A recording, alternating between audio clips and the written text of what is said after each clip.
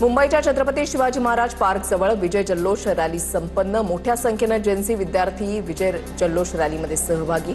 उद्धव ठाकरे आणि राज ठाकरेंनी जेएनसींना केलं मार्गदर्शन। देशातील अंधभक्तांच्या विरोधात देशभक्त जिंकले। आता खऱ्या अर्थाने भारत विरुद्ध भाजपच्या संघर्षाला सुरुवात झाली आहे। विजय जल्लोष रॅलीमध्ये उद्धव ठाकरेंचा केंद्र सरकार आणि भाजपवर हल्लाबोल। या देशातील जेएनसी हे सरकारच्या झिंज्या कशा उपटतात हे आंदोलनातून कळलं। जंतर मंतरवरील आंदोलनावर राज ठाकरेंचा केंद्र सरकारवर हल्लाबोल। नीट पेपर फुटीमुळे आत्महत्या केलेल्या मुलांना विजय रॅलीमध्ये वाहण्यात आली श्रद्धांजली। ठाकरे बंधूंना सेलिब्रेशनसाठी कारण मिळालं याचा आनंद। उद्धव ठाकरेंच्या डायलॉगचा काही परिणाम होत नाही। मुख्यमंत्री फडणवीसांचं ठाकरेंना प्रत्युत्तर। सीजेपीचे संस्थापक अभिजित दिपके यांच्यावर सध्या उपचार सुरू। अभिजित दिपकेंना टायफॉइड झाला असून ते सध्या आराम करतायत। घरी उपचार सुरू असल्याचे फोटो समोर।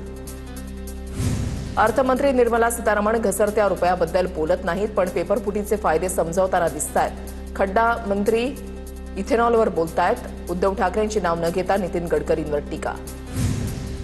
तरुणांच्या ऐतिहासिक विजयानंतर अभिजित दिपकेंनी व्हिडिओद्वारे सर्वांचे आभार मानले। विद्यार्थ्यांच्या एकत्र येण्यामुळेच हा विजय शक्य। तरुणांची शक्ती भविष्यातही अशीच ठामपणे उभी राहील, अभिजित दिपकेंनी व्यक्त केला विश्वास। केंद्र सरकारनं विद्यार्थ्यांच्या सर्व मागण्या मान्य केल्या। तरुणांच्या समोर सरकार झुकलं, हा तरुणांचा मोठा विजय। सीजेपीचे प्रवक्ते सौरव दास यांची प्रतिक्रिया। आदित्य अमित ठाकरेंचं करिअर सेट करण्याचा राऊतांचा अजेंडा। मनसे उबाटाकडून विद्यार्थ्यांचं आंदोलन हायजॅक करण्याचा प्रयत्न, नवनाथ पण यांचा दावा। राहुल गांधींचं केंद्रीय गृहमंत्री अमित शाह यांना पत्र। विद्यार्थी आंदोलनावर झालेल्या कारवाईबाबत जबाबदारी निश्चित करा। साध्या वेशातील व्यक्तींनी विद्यार्थ्यांना मारहाण केल्याचा दावा। अतिबळाचा वापर, अश्रुधूर आणि पॅलेट गन वापरल्याचा आरोप। पॅलेट गन वापरण्यास मंजुरी कोणी दिली? राहुल गांधींचा पत्रातून सवाल। माणुसकी धर्म वाचवण्यासाठी तरुण रस्त्यावर उतरले। मुलींवर विचित्र पद्धतीने लाठीचार्ज करणाऱ्या गृहमंत्र्यांचाही राजीनामा मागितला पाहिजे। उद्धव ठाकरेंची सामनाच्या मुलाखतीमधून मागणी। 10 दिवसांमध्ये आंदोलक तरुणांवरील गुन्हे मागे घ्या। आमदार रोहित पवारांची केंद्र सरकारकडे मागणी। आंदोलक विद्यार्थ्यांवर गुन्हे मागे न घेतल्यास महागात पडेल, रोहित पवारांचा इशारा। फडणवीस केंद्रीय शिक्षण मंत्री होऊ शकतात, मोदींनी याबाबत मत बनवलंय। शिक्षण मंत्री पदाबाबतच्या चर्चांवर संजय राऊतांचा दावा। मात्र फडणवीसांच्या नंतर राज्याचा मुख्यमंत्री कोण होणार यावर पेच, राऊतांची प्रतिक्रिया। देशातील तरुणाई एकत्र आल्यानंतर काय होतं हे गेल्या काही दिवसांमध्ये आपण पाहिलंय। सिस्टमच्या विरोधात तरुणाईनं आवाज उठवला। संविधान टिकवायचं असल्यास तरुणाईनं एकत्र येणं गरजेचं, आमदार रोहित पवारांची प्रतिक्रिया। लहान लहान मुलांनी रस्त्यावर येऊन मोदींची इज्जत काढली। ज्या पद्धतीनं टीका झाली त्याची उत्तरं भाजप नेत्यांकडे नव्हती। जंतर मंतरवरच्या आंदोलनावर मनसे नेते अविनाश जाधवांची प्रतिक्रिया। तरुणांच्या चिकाटीला तोड नाही, तुम्ही काठ्या मारा, लाठ्या मारा, पण हे तरुण तरुणी मागे हटणार नाहीत। सरकारला तरुणाई पुढे मानेतून नाही तर कमरेतून वाकावं लागलं। ठाकरेंच्या शिवसेनेचे खासदार अरविंद सावंतांची प्रतिक्रिया। जंतर मंतरवरील आंदोलनानं देशातील लोकांच्या मनातील मोदी शहांच्या बंदुकांची, तुरुंगाची भीती संपवली। आता भीती मोदी शहांना वाटत असेल। सामनाच्या मुलाखतीमधून उद्धव ठाकरेंचा मोदी शहांवर हल्लाबोल। नीटचे पेपर फुटल्यानं 20 विद्यार्थ्यांनी आत्महत्या केली। या प्रकरणी पंतप्रधान मोदींवर सदोष मनुष्यवधाचा गुन्हा दाखल करा, संजय राऊतांची मागणी। जेएनसी पुढे भाजपच्या आयटी सेललाही झुकावं लागलं, राऊतांचा हल्लाबोल। नीट पेपर फुटी, राम मंदिर लुटण्याचं पाप भाजपचं। केदारनाथ, बद्रीनाथ आणि उज्जैनमध्येही लूट, उद्धव ठाकरेंचा भाजपवर हल्लाबोल। दिल्लीच्या जंतर मंतर परिसरात आंदोलन संपल्यानंतर शुकशुकाट। जंतर मंतर परिसरातील आंदोलन संपल्यानंतर रात्रीपासून इंटरनेट सेवा सुरळीत। आंदोलनाच्या वेळेला जंतर मंतर परिसरात इंटरनेट सेवा बंद होती। दिल्ली मेट्रो स्टेशनवरची सेवा पूर्ववत। आंदोलनादरम्यान 18 मेट्रो स्थानकं बंद होती। लोकसभेत उद्या सरकार सार्वजनिक परीक्षा दुरुस्ती विधेयक मांडणार। पेपरफुटीला आळा घालण्यासाठी नवा दुरुस्ती कायदा आणणार। नव्या विधेयकानुसार सर्व राज्यामध्ये फास्ट ट्रॅक कोर्ट स्थापन करणार। दोषींना 10 वर्षांपर्यंतच्या कठोर शिक्षेची तरतूद। मंत्री संजय शिरसाट यांच्याकडून अभिजित दिपकेंच्या कुटुंबियांची भेट। शिरसाटांकडून अभिजित दिपकेंच्या तब्येतीची विचारपूस। नांदेड जिल्हा बँकेच्या 12 संचालक पदांसाठी आज मतदान। 12 पैकी 11 जागा बिनविरोध। 16 मतदान केंद्रांवर पार पडणार मतदान। 28 जुलैला मतमोजणी। चंद्रपूर महापालिकेमधील एमआयएमचे नगरसेवक अझर शेख यांना मारहाण। शेख यांच्या विरोधात पराभूत झालेल्या काँग्रेसच्या सोहेल रजा यांनी मारहाण केल्याचा आरोप। सिटी पोलिसांकडून मारहाणीचा गुन्हा दाखल। नाशिकच्या कळवणमध्ये मध्यरात्री भूकंपाचे सौम्य धक्के। पश्चिम पट्ट्यामधील दळवट गावामध्ये भूकंपाचे सौम्य धक्के। रात्रीच्या सुमारास घराचे पत्रे, भिंत, खिडकीमध्ये हालचाल। नागरिकांना साधारणतः 20 ते 30 सेकंद धक्के जाणवले। पुणे घाटमाथ्याला आज पावसाचा रेड अलर्ट, तर रायगड, रत्नागिरी, सातारा घाटमाथ्याला ऑरेंज अलर्ट। पालघरमध्ये सूर्या नदीच्या पुरामुळे मोठं नुकसान. बोईसर पूर्वेकडील नागझरी गावामध्ये घरांमध्ये आणि दुकानांमध्ये पाणी शिरल्यानं घरातील वस्तूंचं मोठं नुकसान. अन्नधान्याची नासाडी, नुकसान भरपाईची स्थानिकांची मागणी. साताऱ्यामधल्या कण्हेर धरण पूर्ण क्षमतेनं भरलं. धरणाच्या चारही दरवाजामधून 5000 क्युसेकनं पाण्याचा विसर्ग, तर कोयना धरण सध्या 73 टीएमसी एवढं भरलं.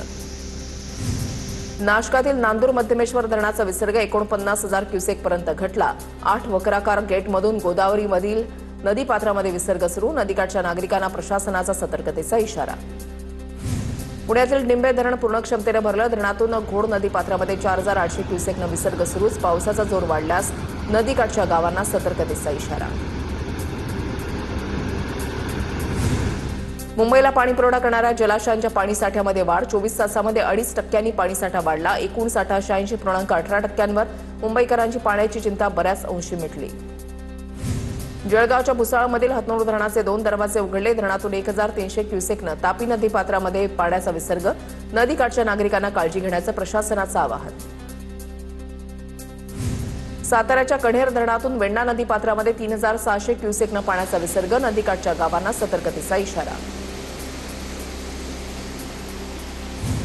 नाशिक जिल्ह्यामधील नांदगाव तालुक्यामध्ये असमाधानकारक पावसामुळे शेतकरी चिंतेत. नांदगाव तालुक्यामधल्या नाग्या, साक्या, माणिकपुंज धरण कोरडं ठाक, तर मन्याड धरणातही अत्यल्प पाणीसाठा शिल्लक. माळशेजमधील काळू धबधब्यावर ट्रेकसाठी आलेल्या 2 जण वाहून गेले. वाहून गेलेल्या दोन्ही ट्रेकर्सचा मृत्यू. रमण अण्णापुरे आणि पवन साठे अशी मृत ट्रेकर्सची नावं. चंद्रपूर जिल्ह्यामध्ये 36,757 शेतकरी कर्जमाफीसाठी पात्र शेतकऱ्यांची यादी जाहीर. शेतकऱ्यांची 276 कोटी 71 लाखांची कर्जमाफी होणार. गोंदिया जिल्ह्यामधल्या 558 गावातील शेतकऱ्यांना कर्जमाफीचा दिलासा. किती शेतकऱ्यांना कर्जमाफी मिळणार याचा आकडा मात्र गुलदस्त्यात. बीडच्या खळेगावमध्ये पावसाअभावी जळालेल्या संत्र्याच्या बागेमध्ये शेतकऱ्यांचं उपोषण सुरू. खरीप पिकांचे पंचनामे करून हेक्टरी 70,000 आणि दुबार पेरणीसाठी आर्थिक मदतीच्या मागणीसाठी उपोषण सुरू.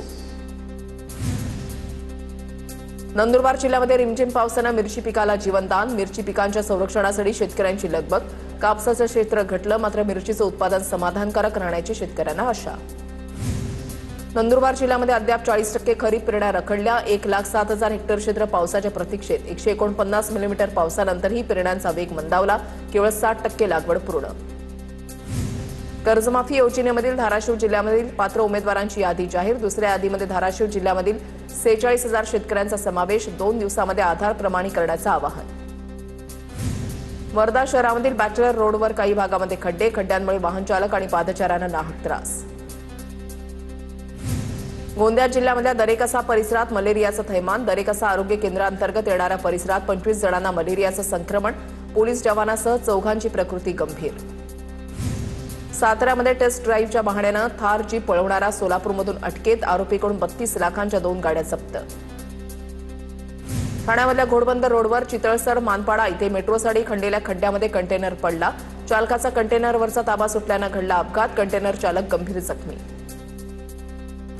नागपुरातील मानेवाडा घाटाजवळ जुन्या वादातून दोघांवर हल्ला. हल्ल्यामध्ये एकाचा मृत्यू, 1 जण गंभीर जखमी. पवन सूर्यवंशी असं हत्या झालेल्या तरुणाचं नाव, तर अमन काळे हा गंभीर जखमी. हल्ला झालेले दोघेही गुन्हेगारी प्रवृत्तीचे असल्याची माहिती. हत्या प्रकरणामध्ये 5 आरोपी ताब्यात.